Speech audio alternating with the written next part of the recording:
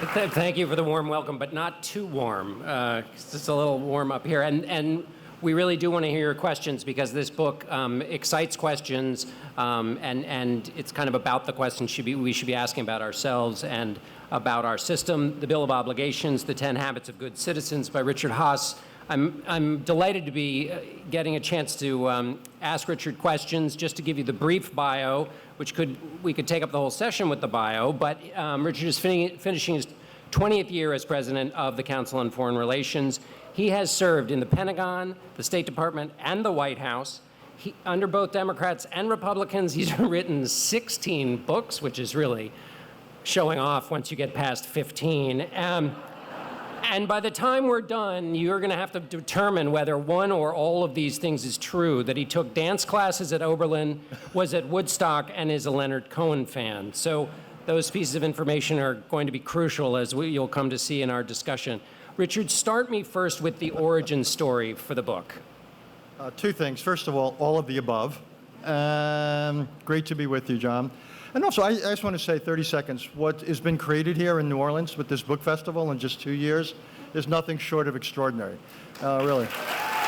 Yes. As a New Yorker who roots against all your teams when they play my teams, I thought it was the least I could point out. Look, this is not a book I ever anticipated or imagined I would write. I am, as John suggested, a foreign policy guy. That's what I've been doing for the last 40 or so years. But what would happen is when I'd be in meetings like this, talking about the issues, inevitably the question would come up, what keeps you up at night most? Is it, China, Russia, North Korea, Iran, terrorism, climate change? You can imagine the list, pandemics. And increasingly the answer I gave surprised me, and it was us. What keeps me up at night is us. And my view was historically, we have shown over the last 3/4 of a century, we, the United States, could pretty well contend with the challenges out there. But all of that presumed that we essentially had a degree of unity and focus here at home. And that's what I've learned I can no longer, and we no longer can take for granted. So here I am basically saying to think of national security. Now, you got one side that's out there, but what happens here? Our ability to deal with our domestic challenges, to come together, to focus on the world with adequate bandwidth, that is all at risk. And this is both a great international, national security problem, if you will, for the world, and it's also obviously a great challenge here at home for the United States and for all Americans. So those are the stakes. You call it the Bill of Obligations. People know about the Bill of Rights. But your argument is based both on the stakes, but also because you're suggesting there's a connection here between the founding, or close enough to the founding document of the country, and this Bill of Obligations. Make that connection. Well, here we are. It's 2023. By the way, in 3 years, we are going to be marking the 250th anniversary of the Declaration of Independence. And look, I'm the first to admit there's a gap. There has been, is, and alas, probably will be for some time to come, a gap between what we've articulated in the Declaration and the reality here. And that's what Abraham Lincoln described as the unfinished work of America. And it remains unfinished. And the Bill of Rights was essential. You would not have had a Constitution without the Bill of Rights. Several states conditioned their ratification of the proposed Constitution. Remember, the Constitution was the second Constitution. The first was the Articles of Confederation, which were woefully inadequate. But several states said, hey, before we create such a powerful national government with a strong executive, neither of which you had in the Articles, we need some protections, hence the Bill of Rights. So rights are central to this democracy. They're obviously central to any democracy, but, and it's a big but. Think about it. Do a thought experiment. Just imagine for a moment Abraham Lincoln's unfinished work were finished, and we had perfected rights in America. Would that be enough to guarantee the functioning and endurance of our democracy? I would suggest not. What about, for example, when rights come into conflict? A mother's right to choose versus the rights of the unborn. How do you navigate that?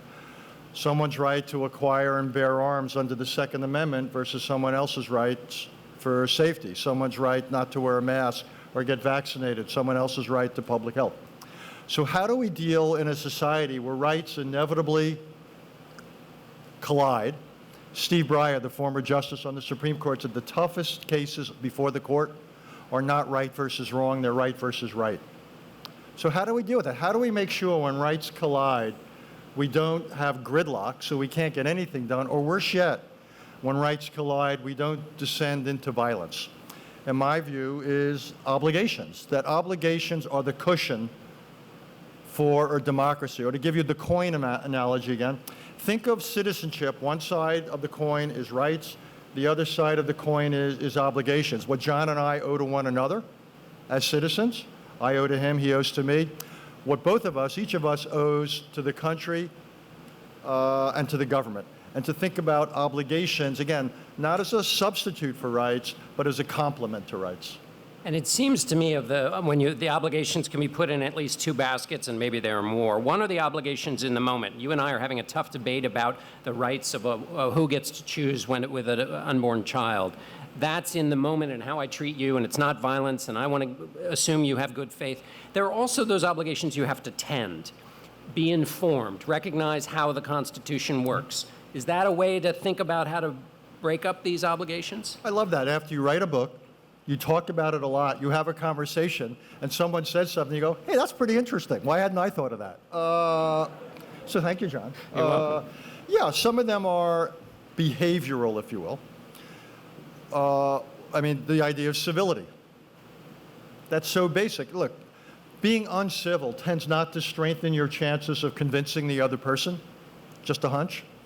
Also, John and I may disagree on any of the issues we could imagine talking about. And here it is, it's Saturday afternoon, we could disagree. Well, it may be that Sunday afternoon, another issue comes up. And if I've broken my relationship with him, the odds of finding common ground on Sunday because I was uncivil to him on Saturday probably don't go up.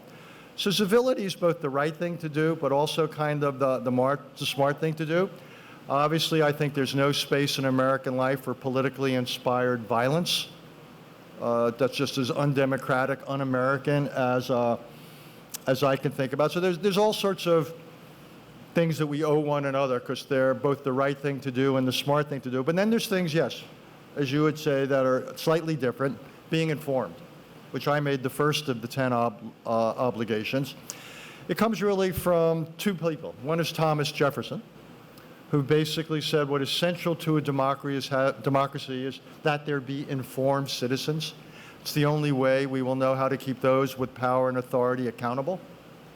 It's the only way we can decide how to vote in ways that are good for ourselves, the community, and for the country. The other is Ronald Reagan.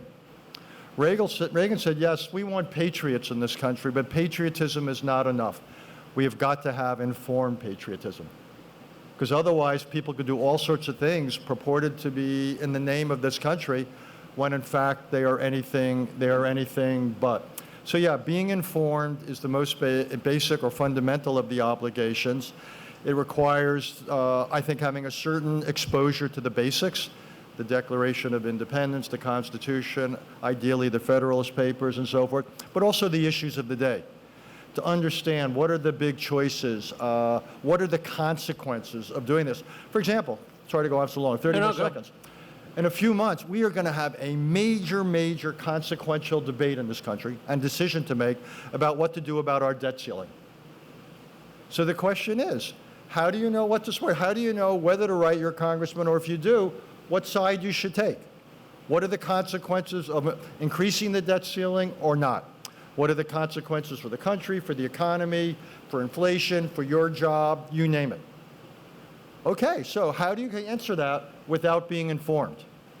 That's why it's so important. And one of the things we're going to talk about, and everybody should think about, is what are our individual roles as citizens, as leaders, as business leaders, as members of the press. And we can talk again about the debt ceiling.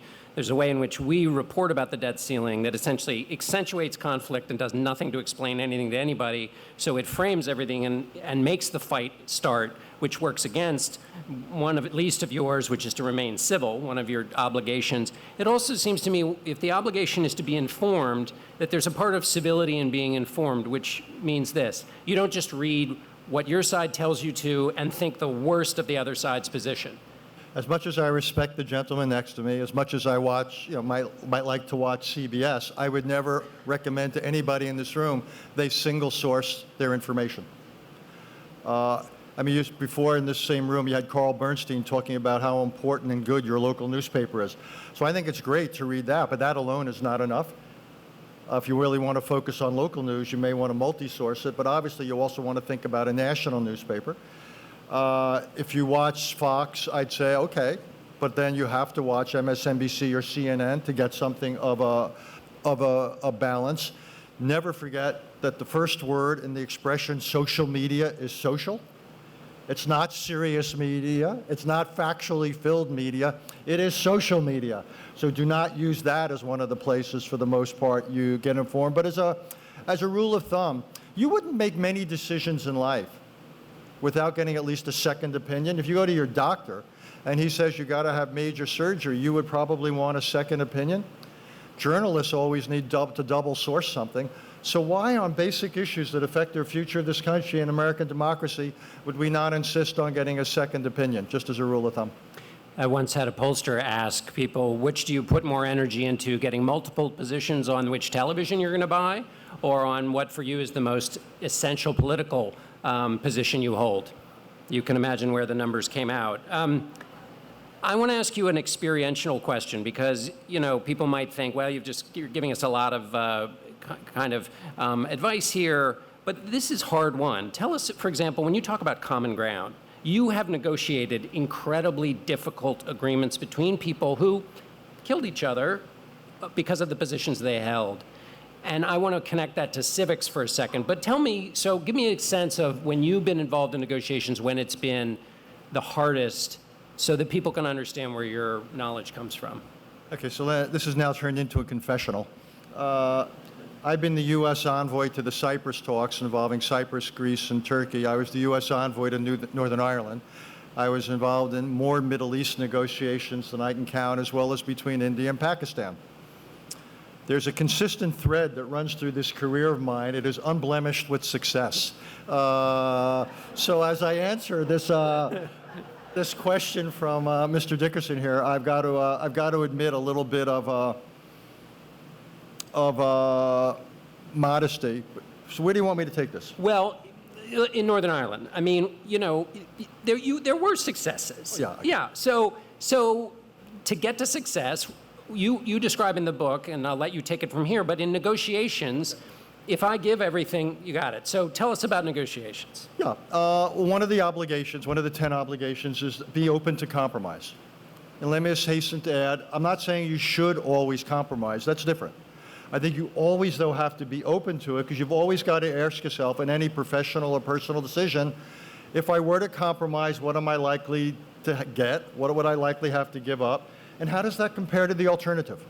If I want to shut it down and not compromise, that's as much of a decision. Every bit as consequential. Will I be better off? If you're persuaded you'll be better off by not consequencing, the costs and benefits of that are preferable, okay, then don't compromise. But don't simply refuse to compromise because you want to be a purist, that you think compromise is a sign of weakness. It sends a message that you're unprincipled. No, it may simply mean that you're smart and you can calculate. So my view is, one, you've always got to think about what compromises are. You can't ask people to do things that are politically suicidal for them. You've got to think about that. I constantly talk to people when I negotiate about just this, the trade-offs, and why I think they might be better off if they were to do certain things. But it's just something to bring into your personal life, into your political life. I don't know when the word compromise somehow became a dirty word. We never would have had a constitution or a country without compromise. Constitutions, it's filled with it. And again, I understand in history there's moments when you should not, but those moments are pretty rare. And those are the exceptions actually that support the rule. The rule should be to be open to the consideration of compromise. John F. Kennedy, in his famous book, Profiles in Courage, half the profiles were devoted to people who compromised, to senators who compromised, because they were willing to compromise even when they knew they were going to get attacked for being weak or being unprincipled. So it ain't easy, but it's often the right path. The reason I was interested in your personal experience about this is because as I was reading your book, you talk about the importance of civics. And civics, as I understood it, of course, is how the American government is formed and why it's formed the way it's formed. And we have a system of shared powers in which compromise and negotiation and nobody winning is written into the document. You're not allowed to enter the room unless you're going to get into a fight over shared rights that you're talking about. And you can teach people that, but what really drove it home was when you mentioned negotiations, which is I wonder if in civics class, teach about shared powers and 3 branches of government and all that, but also force people to go into a negotiation, because what you realize is there is no winning a negotiation where you get everything. Well, if you get everything, by definition, the other side gets nothing. And in my experience, the side that gets nothing, there's no buy-in. And they say, well, hold it, I have 0 stake in this outcome. There's nothing in it for me. Why should I support it? Worse yet, they may say, I got nothing in it. I'm going to oppose it with every ounce of strength in my body. And that could basically destroy relations. It could bring about violence. So one of the things you often do in a negotiation is you don't want to get the entire loaf. You've got to give the other side something that they can go back to their constituency and sell it. So an all or nothing approach to negotiation is not only often unrealistic to get the deal, it turns out to be unrealistic or unwise when it comes to sustaining the deal. The other person has just as much of a precarious position as you do, might be different, but no one doesn't have politics. No one doesn't have people or groups they've got to appeal to. One thing you can do, one of the obligations is to teach civics. We'll probably talk about that in a second, but I love the idea of giving students experience in being in negotiations. Then at halftime, blow the whistles, have them switch sides. Do a model legislature, a model city hall, a model Congress, a Supreme Court hearing, say a constitutional convention. I wrote teaching notes for high school and college professors with this book, and I said, let's have a constitutional convention. What would you propose to be different? And then have people, and then have them change sides so you understand both the content of the arguments, but what it's like to be on the other side of the argument. I think students could really benefit from that. I think it's an incredibly interesting point to capture, that idea that you leave something on the table for the person you're negotiating with so they can go home and claim a victory, even when you've gotten essentially what you want. Lyndon Johnson there's a famous conversation with Senator Harry Byrd in which he says, now, you've agreed to this. You go tell your people that you beat the president up and made him do this and made him do that. He gave him the script to be a conquering champion back for his own people as a way of getting what he wanted. Fantastic. Civility. This is you've kind of touched on it already about in negotiations, but let me ask you a kind of extra question about civility and treating the other person with respect. Do you think in our modern life, in addition to what you've done in the book, that somebody has to come forward and essentially be a warrior for civility? Yeah. And what does that mean to you? Well, that being civil is not, again, a sign of weakness. It's a sign of respect. A little bit of the golden rule. You should treat others the way you would like them to treat you. So I think about, this is a book about citizenship. How do we right the balance between rights and obligations? So who better than to be a champion of civility than religious authorities? Every weekend, more than 100 million Americans goes to a church, a synagogue, a mosque, what have you.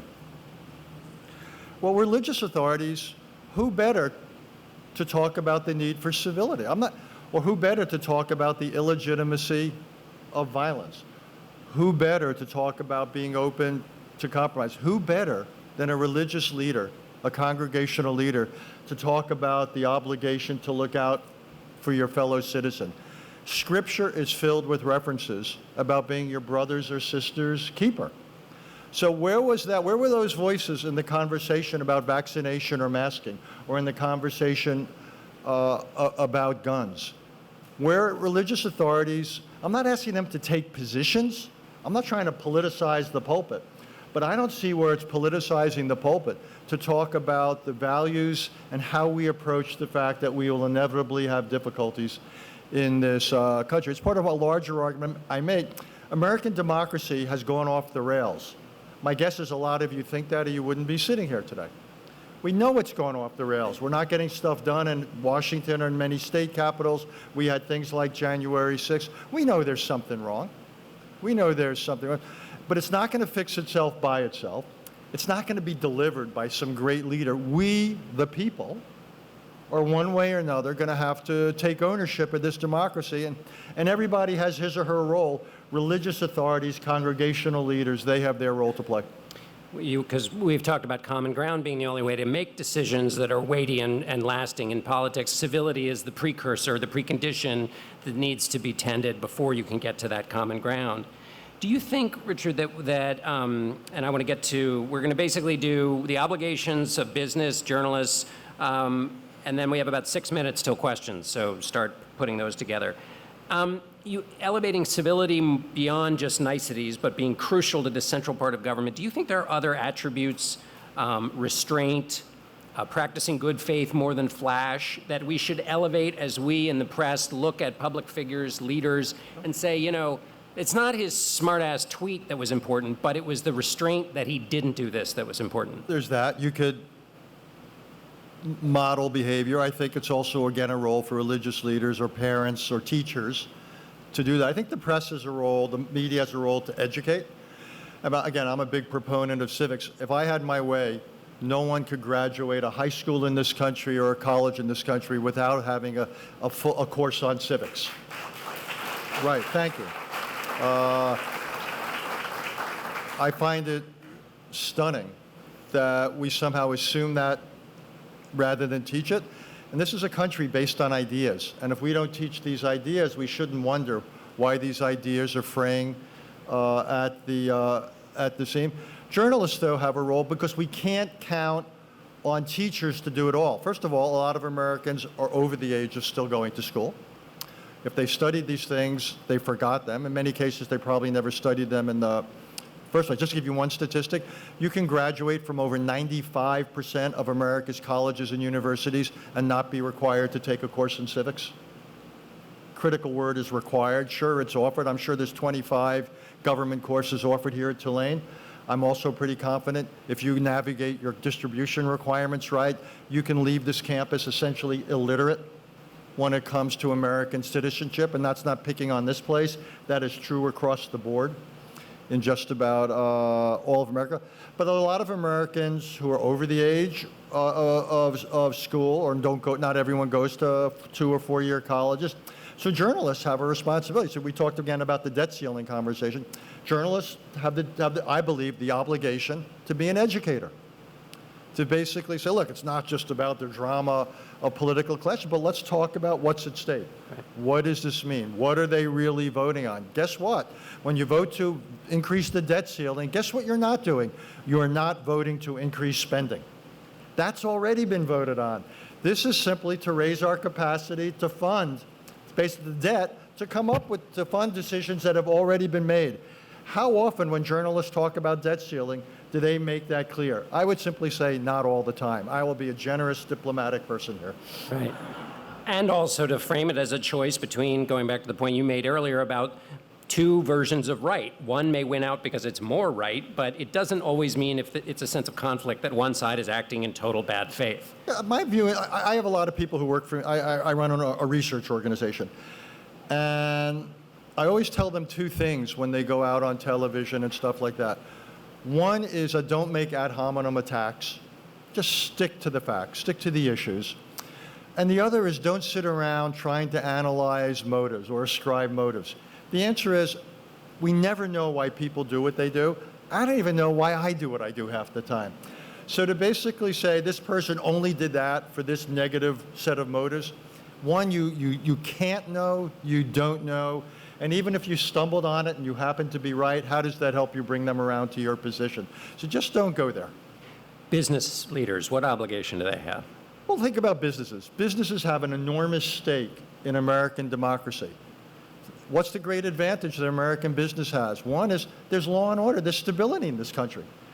Why is America is there so much investment coming in here? One of the reasons is that it's pretty stable here. When you get up in the morning, we don't expect civil wars. Look, I spent 3 years as the envoy to Northern Ireland. Northern Ireland had 3 decades of civil conflict called the Troubles. So it's a great advantage here. It's kind of like, though, oxygen. It's pretty valuable, but you don't, every time you breathe, you don't say, wow, thank you, oxygen, for being there. Well, as a business, you take for granted stability, but it's really there. How would business feel if suddenly workers couldn't get to work or customers couldn't get to stores? Or how would business feel if it's democratic government of ours, suddenly the Justice Department only prosecuted people who gave political contributions to the other party, or the IRS only audited people based upon their political contributions? I don't think business would suddenly start ignoring democracy. So why aren't they doing more to help it now? They should be making it easy for people to vote.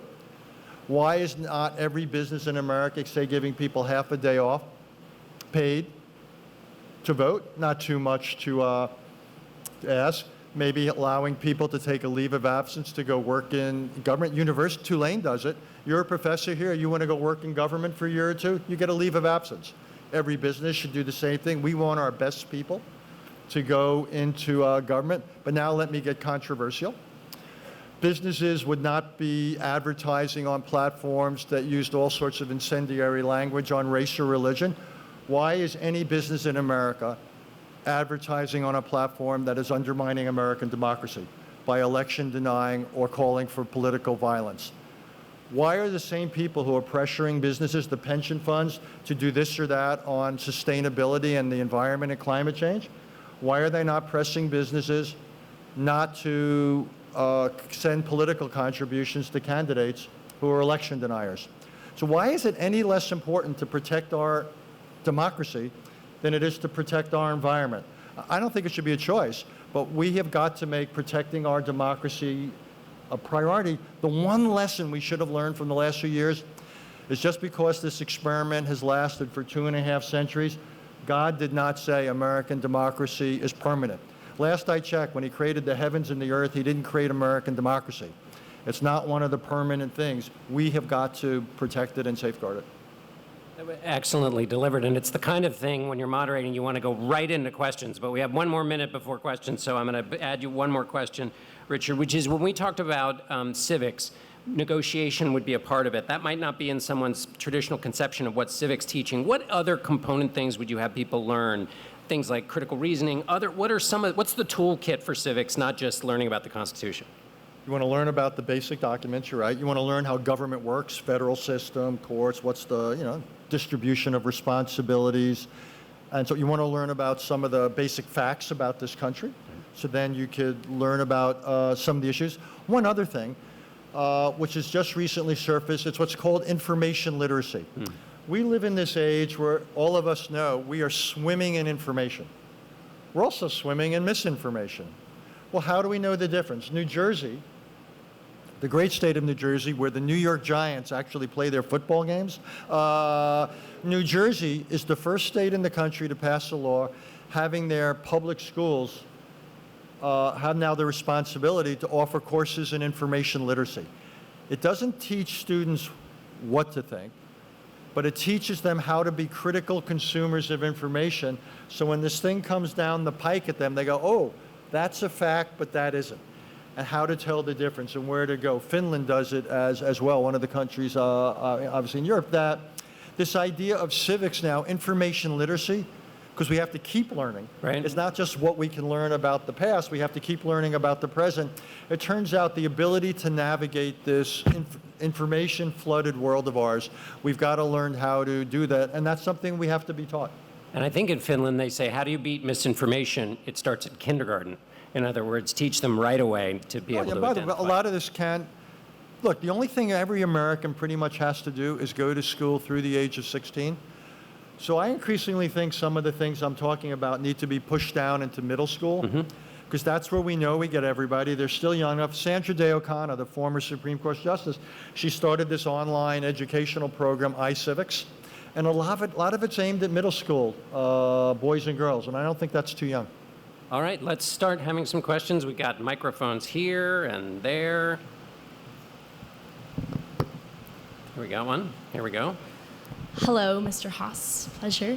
Hi, my name is Kayla Keats. I'm a sophomore here at Tulane, majoring in international relations and economics. And I'm wondering if you have any advice for students, for young people who are looking to make a difference on the international scale. First of all, it's great. Whenever I hear someone majoring in anything like that, good for you. Sure. I mean, I've got all sorts of advice. Intellectually, read. History. You can't get too much of it. Indeed, the best book I know for people who are thinking about ever going into working in government is a book called Thinking in Time, and the subtitle is The Uses of History for Decision Makers, because history has lessons in it if you can do a little bit of archaeology on it. You have to be careful. You can also abuse lessons of history. Not every compromise, for example, is appeasement. But one is, though, there's no substitute for that. I'd like to think there's no substitute for reading the magazine Foreign Affairs. Full disclosure, I'm the publisher. But it is the best journal in the world about the world. I also think that there's no substitute for getting some real experience. I think, internships, basically get involved. Find out if it's for you. I mean, part of education, too many young people, I think, put too much pressure on themselves at finding the right thing. Find the wrong thing a couple of times can be just as valuable. Then that helps you rule things out, and then it gets you to finding out the right thing. So I think it's fantastic to expose yourself, whether it's city councils or at the state level, the federal level, think tanks, what have you. Get involved. Get some. You get the book learning, but also get some life experience. Thank you. I'm hoping to intern at the Council of Foreign Relations this summer, actually. So, thank you very much. Wiley. Take it can't for a top ride here. Okay. I can't top that close, but I can start with the beginning. And John Dickerson, I want to thank you for all you do for intelligent and coherent journalism for our country. Thank you. And Mr. Haass, you've written that there are two ways that wars end. One is that one side prevails and imposes its terms on the other, and the other is when both sides determine that compromise is the only path to ending what is an unwinnable war on either side. So in that context, you've also said you're not at all optimistic about either one as it pertains to Ukraine. So your thoughts? Yeah, alas, I remain pessimistic. But you've got my position exactly right. Wars end when one side prevails militarily. The other is that neither side can prevail militarily, but both sides decide that they're better off with half a loaf than all the loaf. And I don't believe now either Ukraine or Russia can prevail militarily. And I think that'll remain the case no matter what we give Ukraine. Hope I'm wrong, but I think that's true. And it's clear to me that neither side is in a mood to compromise. Putin is worried that any compromise will make him look weak at home. It'll invite domestic challenge. Ukraine basically says, why the hell should we compromise? It's our territory. They've committed atrocities. They've cost us billions and billions of dollars of damages.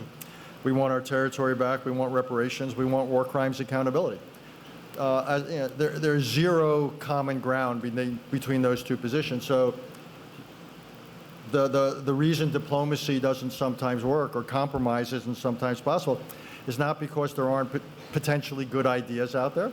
It's not because mediators or diplomats are lousy at what they do.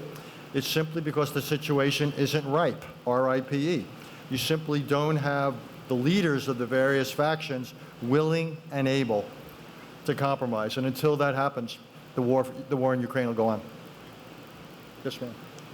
Hello, my name is Sophia Fedeli. I'm actually a senior at Tulane, and come graduation, I'll be moving to DC and working in the Department of Commerce. Great. What did you major in? I'm international relations and finance. Fantastic. This is Yeah, great. so I'm very excited. And my question for you is, I feel that I've seen, just within my friends and in the American public, a lack of ignorance about foreign affairs and foreign policy. And my question is, how do we address that, especially in education, and what do we do? Okay, well, look, in this book, I make a big push for civics, mandatory civics in high schools and colleges. I would like to see an increased emphasis also on some called global civics. We call it the Council on Foreign Relations Global Literacy. I mean, think about it. America is 330 million people out of a world of 8 billion. We just had a pandemic. However it began in China, it came from there. here. Climate change is the cumulative effect of what happens everywhere. It doesn't respect borders. 9/11, we saw people from the Middle East trained in Afghanistan kill several thousand people here in a single afternoon. Like it or not, the world matters. Or to use the old cliche, the world ain't Las Vegas. What happens there doesn't stay there. It comes here. So we've got to learn about it. We have to make informed decisions about America's role in the world. So I've made the biggest priority of my organization, the Council on Foreign Relations, to make Americans literate about the world.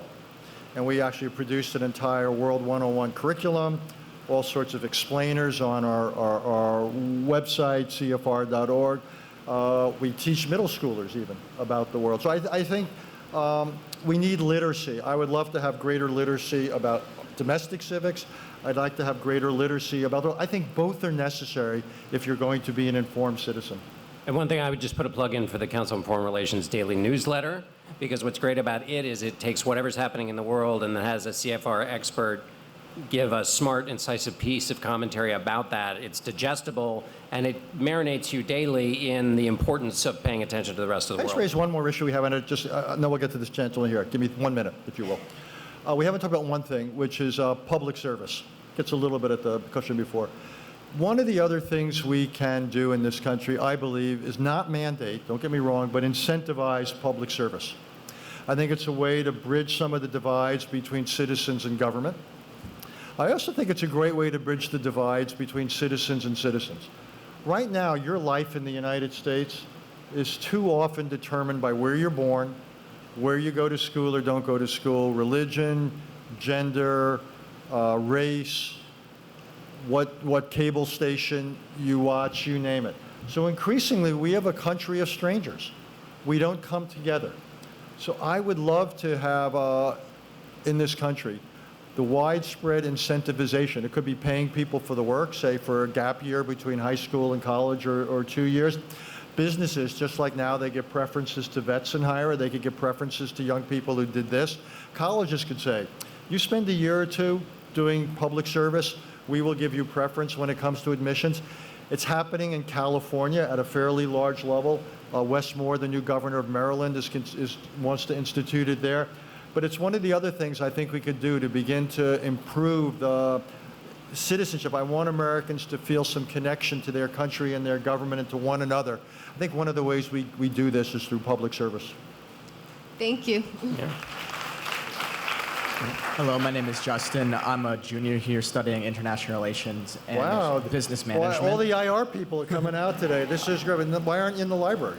My question is, this week I saw that the Chinese brokered a deal between the Iranians and the Saudis on opening diplomatic relations again. I was wondering your take on if this is a danger to the U.S. that China was the one that brokered this. Should we be worried, or was it bound to happen that they were going to get back together and be...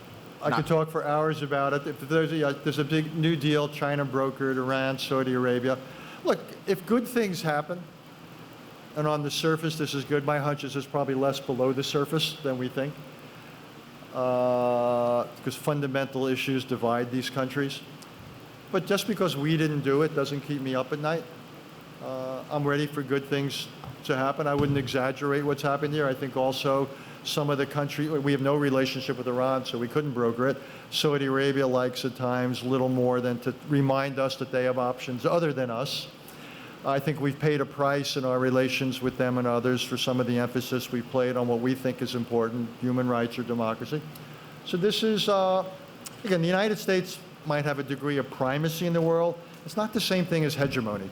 There's other actors in the world who have power, who have influence, who have significance.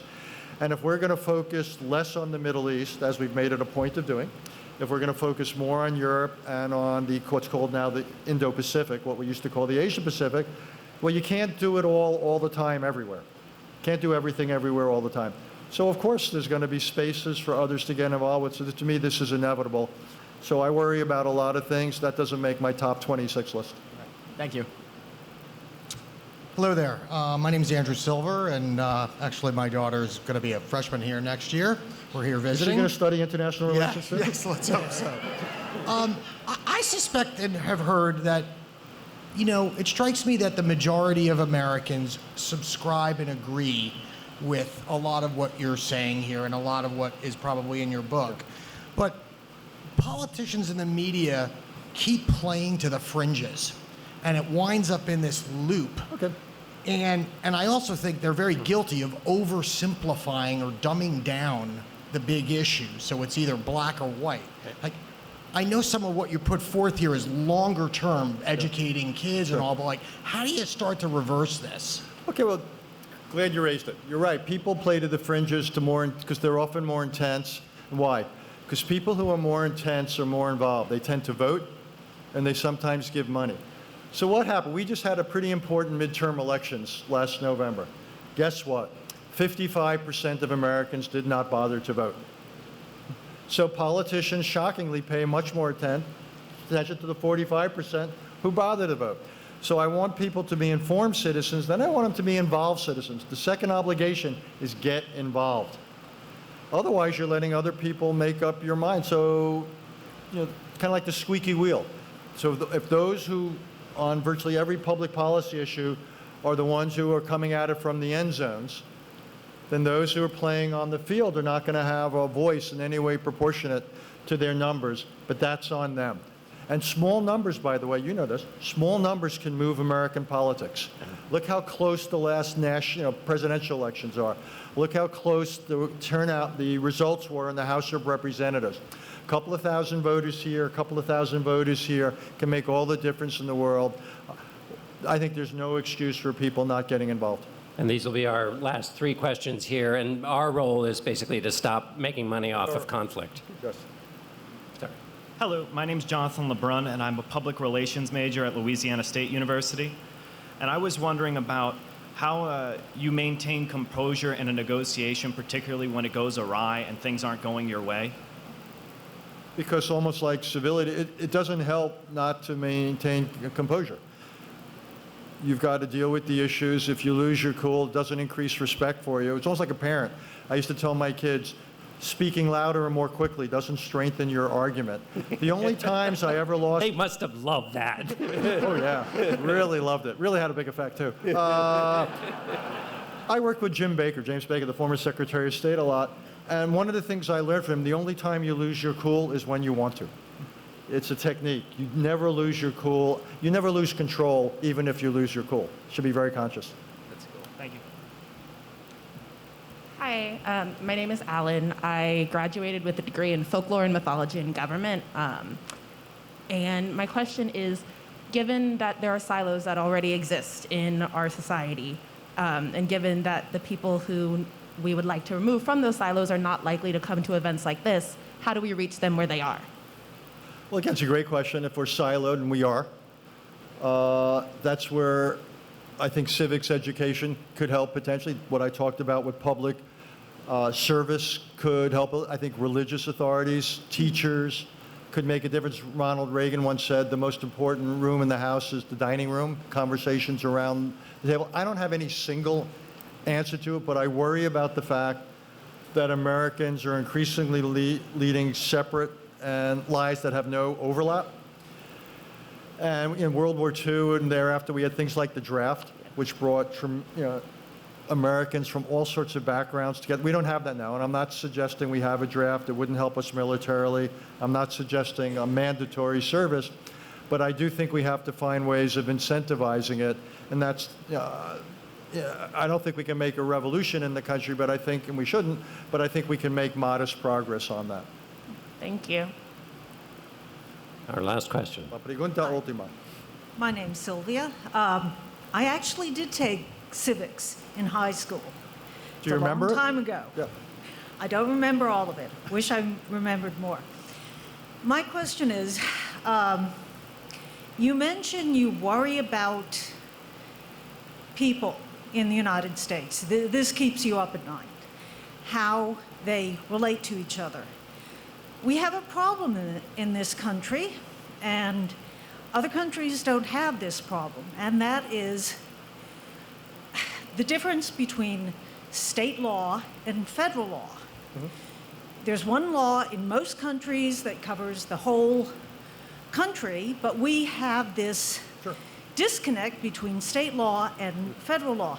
How do we bridge that gap? The answer is it's part of America's political tradition. If you go back and read the Articles of Confederation, power was, not only was power vested in the states, the 13 original colonies and states, they were sovereign entities. It's quite stunning. If you do nothing else, go back and spend 5 minutes later today and reread the Articles of Confederation. You will have a new appreciation of how far we have traveled as a country, political, but they were sovereign, right? So states have a large role in this country. We in part fought a civil war over it. We now have certain things like the 14th Amendment and so forth. So we've rebalanced some of the things. I don't mind states having power. Indeed, Justice Brandeis' famous commentary was states are the laboratories of democracy. States and localities are often where creativity and innovation comes. So I think that should remain that way. What we have to do, and that's why we have courts, that's why we have other ways of, again, reconciling clashes of rights, where rights collides between individual, state, and federal, is we have mechanisms for dealing with it. But I think that's actually one of our strengths. I think we're now probably 333 million people. I wouldn't want to have everything come out of Washington. That's too distant, too far removed from where too many of the people sit. Thank you. All right. Richard Haass, thank you very much. The book is The Bill of Obligations. Good job.